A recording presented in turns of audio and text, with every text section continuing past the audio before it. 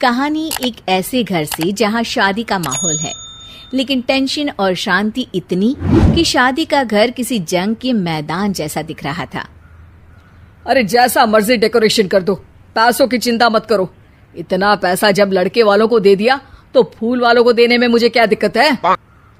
अरे धीरे बोलो ना, साफ लग रहा है कि फ्रस्ट्रेटेड हो।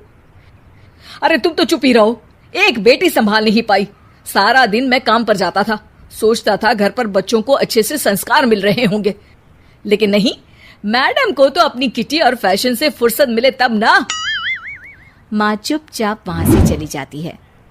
समझ में नहीं आता कि आखिर शर्मा खानदान में हो क्या रहा है। कल तक चिड़िया सी फुदकने वाली शीना की शादी यूं अचानक एक मोटे काले लड़के से क्यों हो रही है? शीना कमरे में हाथ में गुड़िया लिए बोलती है, मेरे साथ जो हो रहा है ठीक हो रहा है। तुम तो सब जानती हो, साहिल मेरे लिए भगवान है। अब जब वो ही नहीं मिला तो फिर कोई भी हो, जिंदगी ही तो जीनी है, जी लेंगे। बाहर शीना की बुआ किसी से बात करती है। अरे मोटा नहीं, उसे तो खाते पीते घर का कहते हैं। अब ओबेरॉय का नाम भी किसी को बताने वाली बात है। उनका इकलौता लड़का तो करोड़ों की सामी तो है ही। अरे हमारी शीना बिटिया तो रानी बनेगी, रानी। इन सब के बीच कहीं कोने पर शीना हाथ में मेहंदी सजाए बैठी थी और आंखों में आंसू सजाए। और वो समय भी आ जाता है जब शीना मंडप के नीचे हाथ में वरमाला लिए खड़ी होती है, लेकिन तभी अफरा तफरी मच जाती है। कोई कहता है, अरे लड़के की माँ को हार्ट अटैक आ गया। अरे अच्छी खासी थी, कैसे हो गया? अरे कहते हैं ना, किसी किसी लड़की के पैर अच्छे नहीं होते, हो सकता है कि मनहूस है ये लड़की। शीना पास खड़ी सब सुन रही थी। फिर शीना अपने कमरे में आ जाती है।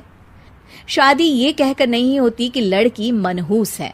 अब लगातार शीना के लिए लड़के देखने आते, लेकिन आस पड़ोस या किसी के कहने पर शादी हर बार टूट जाती। लेकिन एक दिन, अंकल, मैं काफी दिनों से आपसे मिलने की कोशिश कर रहा था, लेकिन हिम्मत नहीं हो पा रही थी। अरे बेटा, हिम्मत तो हमारी टूटी पड़ी है। वैसे कौन हो तुम? अब मेरा नाम साहिल है अंकल।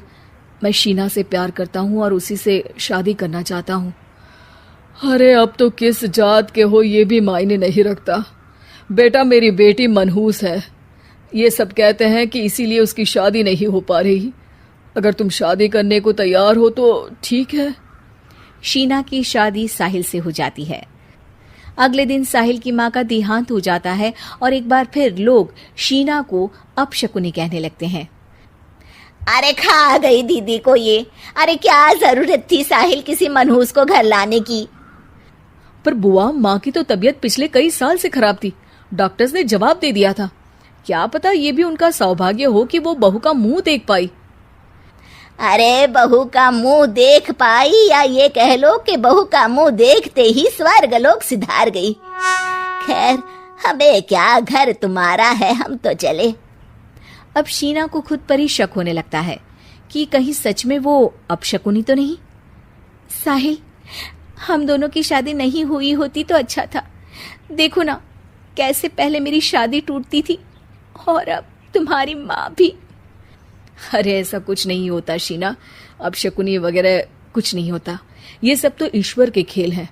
वो शादी तुम्हारी इसलिए टूट गई क्योंकि तुमको मेरी पत्नी बनाना था, और माँ का जाना तो तय था।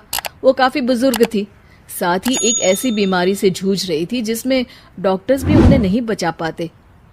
शीना साहिल की बात सुनकर तसल्ली कर लेती है और वहां से चली जाती है। अगले दिन, शीना, अरे ओ शीना। क्या हुआ? उफ, कहीं फिर मेरी वजह से कोई नुकसान?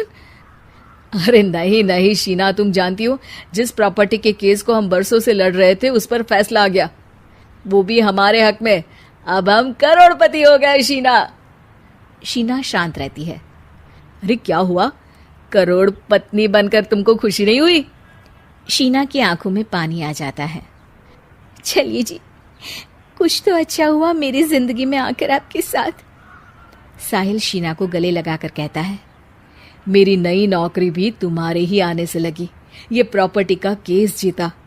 सब कुछ तो तुम्हारे आने के बाद ही हुआ, फिर तुम मनहूस कैसे? ये सुनकर शीना खुश हो जाती है।